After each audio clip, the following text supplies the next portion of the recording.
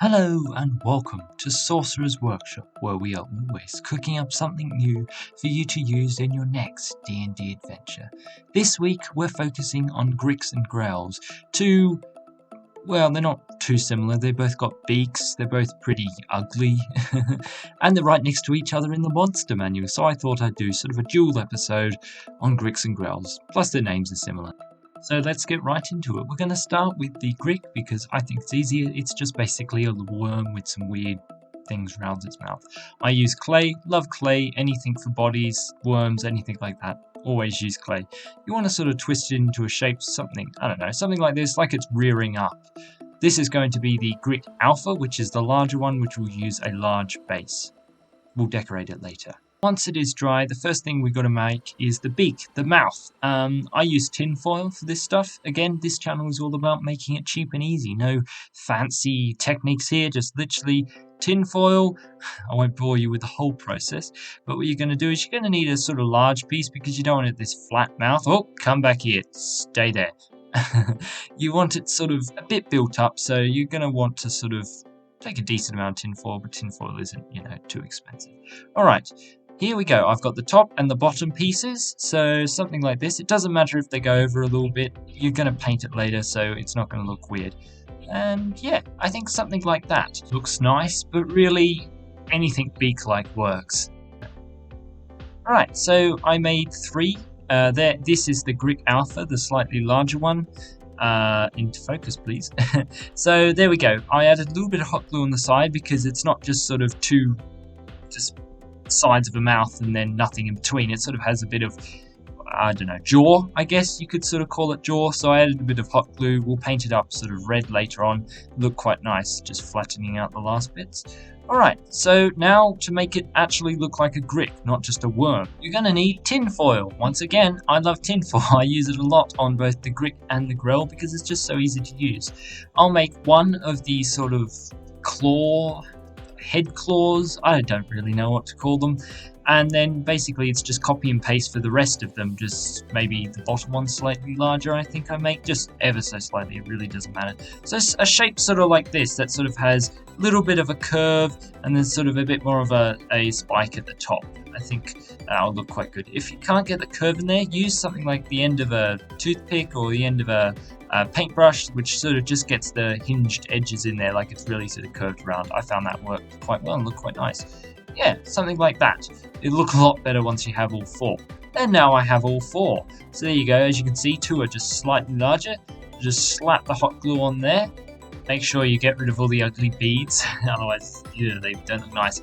So sort of attach them around like this. Sorry for the blurry shot. I'm still learning how cameras work, it seems. So yep, just basically you want them right angle-ish from each other. It's a natural creature, so don't make it perfect. But as you can see, they look already like Gricks, basically. I think they look quite good for the amount of materials we've used. We've used clay, hot glue, and tin foil. I think they look quite good. Now that's all the structure that you've got to make. The next step is basically just painting it.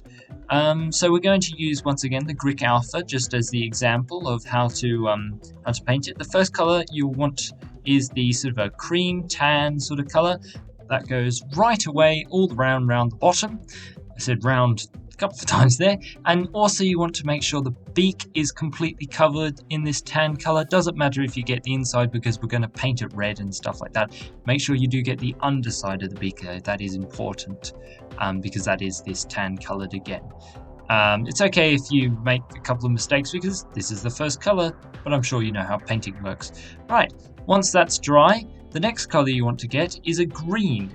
It doesn't matter if the green's a bit too light. This green that I've got here is quite a lot too light. You see I made a bit of a mistake with the tan there, but it's fine. You can go over it. That's how painting works. Now, as I was saying, this green is much too bright, but I address that problem later. With the green, you also want to just go over the back sides of the sort of claws and right up to the face. Right, next color is red. So with this, you want to get sort of a triangle from the mouth where sort of a jaw would be, if you know. It's like the beak sort of extends a little bit further. I probably went a bit too far. Also, the inside of the mouth like that, I probably went a bit too wide, but I don't mind. It's a Grick Alpha. He's opening his mouth. He's got a big chompy mouth. You know what I mean? All right, and then the final color that we will be using is a gray, except it's not quite a gray. I was looking at the concept art, and it just seemed a bit of an off gray, and I thought, how can I make that color? Add a tiny bit of red, like a really tiny bit of red. I almost added a bit too much red. You see, it's sort of gone a pinky grey colour. I'll do one of the 4 claw. I'm going to call them head claws, I think.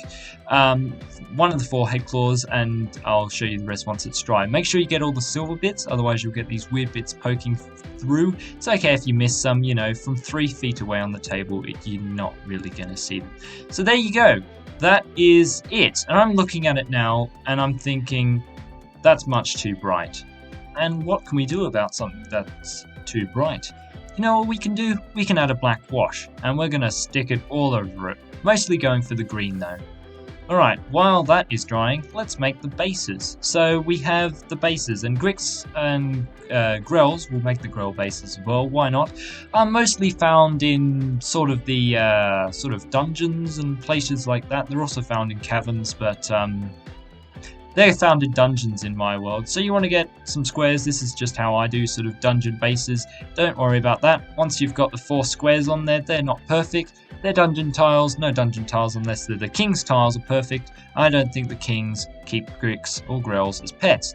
Snip them right off all the way around there. Something like that. Very nice. And then once you're done with that, just get the black, just get any sort of black card or paper or anything like that, and then just all the way around the edge just to give it sort of a nice finish. There you go. Something like that. And here's the rest of them. 1, 2, 3, 4, 5, and 6. Very nice. There's the big one as well. So what you want to do with these is to get them sort of a stone look, completely in just black, watered down black. It doesn't need to be, you know, too over the top, but just enough to completely cover it. Very simple. That was real time right there. That literally took me no time at all. And then once they're all dry, there's 6 now. Where'd the other one go? My goodness me. I don't know. Or was there always 6? I'm confusing myself. Then just with a grey, just literally just dry brush. This is how I do it. You don't have to follow me. This is just my way. And I thought I'd add this so you'd not like, where'd those bases come from, you know? But yeah, this is how I do it. That was a bit too much light grey now I think about it. But look, I'll be interested if you want to tell me how you do your bases. You know, I'm always happy to learn how other people do bases. But there they are, dry. Very simple, very quick. And now back to the dried Grick, I guess. But just before that, I have to say, damn, this music is good. Do you enjoy the music? Tell me in the comments. But hey, there they are, the 2 Gricks, the 2. There was 3. Yes, I broke one. I did. It's gluing. I can fix it, but I broke it. So here's 2. Here's the better 2. You know. Here's the Alpha, the Grick Alpha. And then here's the just normal Grick. So they came out pretty good. I think the wash really sort of made the color look a bit better, because if you go back and compare, it was a lot brighter than that.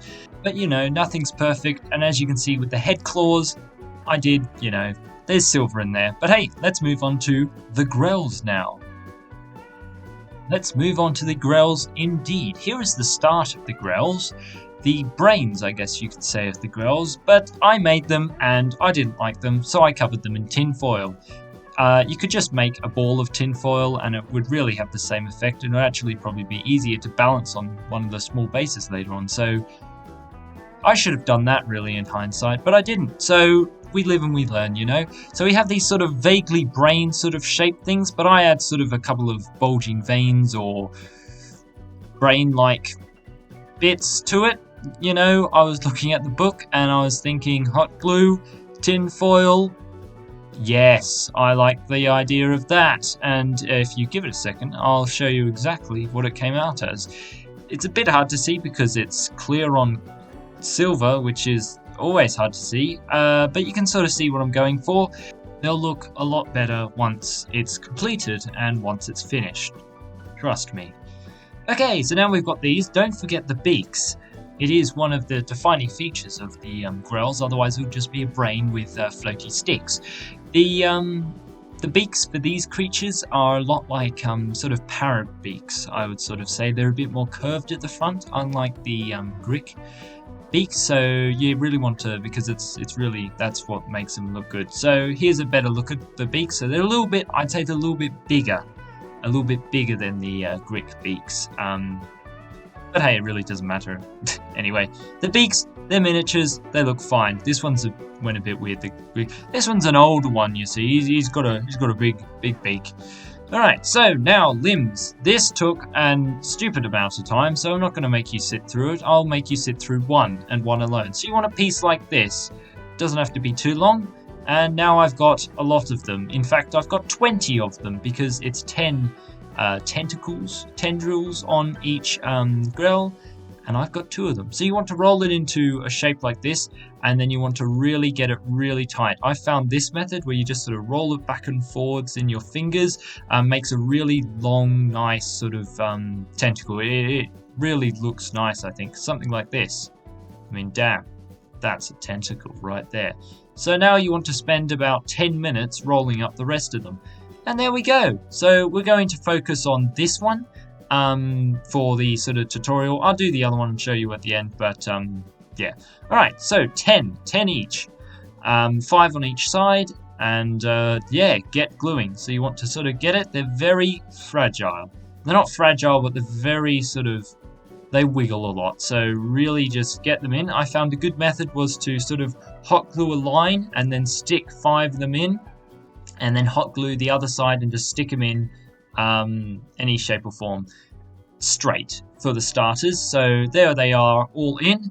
That is basically all you need to do, except that looks like a zombie grell, and that's not what we're going for. So sort of make the front maybe 4. I think I made the front 4 sort of reaching for a intrepid adventurer, or just reaching for food or something like that.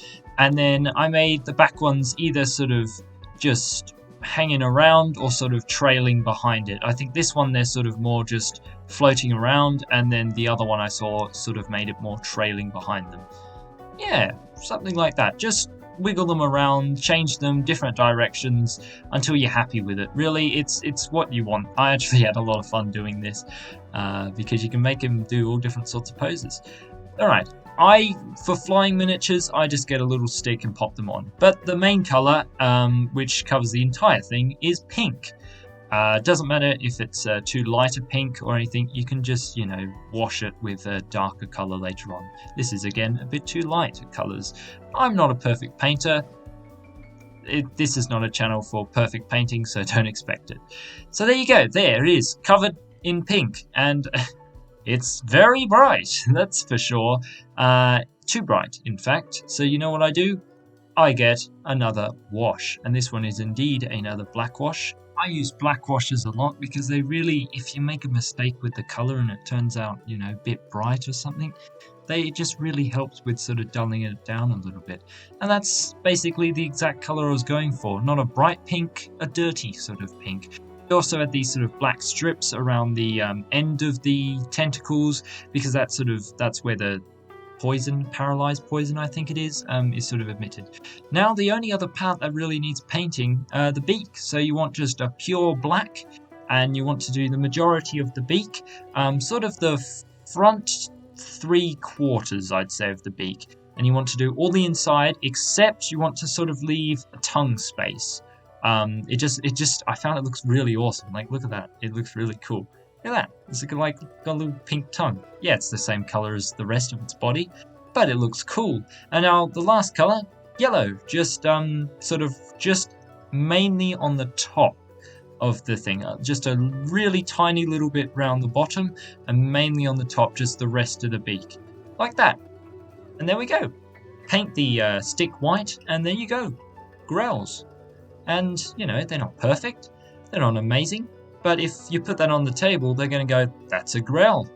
So that's what my channel's all about, making cheap, affordable, and relatively good-looking miniatures. So yeah, the bases are a bit small though. Oh, Yep, that's a prime example. The bases are a bit small because the model is a little bit top heavy, so I'd consider not using clay for this one maybe. And there you go, Gricks and Grells. Here is our comparison miniature for you to compare the sizes of the miniatures. I think they look quite good. For what they are, Gricks and Grells, they look quite good. If you enjoyed this video or learnt something, make sure to hit the like button. And if you really enjoy the content or just think I do a good job, make sure to subscribe. I will see you next week. Thank you and take care.